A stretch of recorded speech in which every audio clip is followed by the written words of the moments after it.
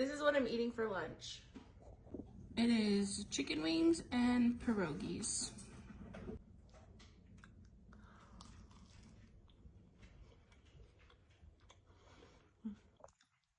Pierogies are basically just kind of like ravioli filled with a cheesy potato filling.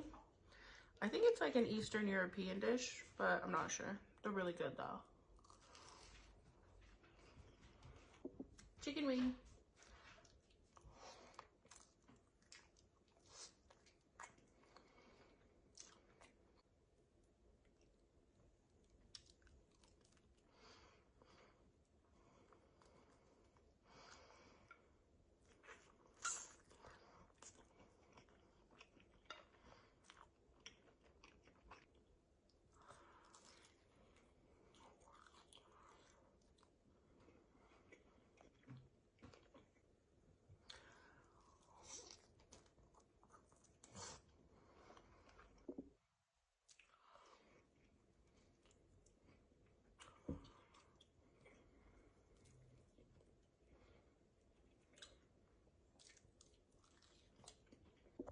Cold water.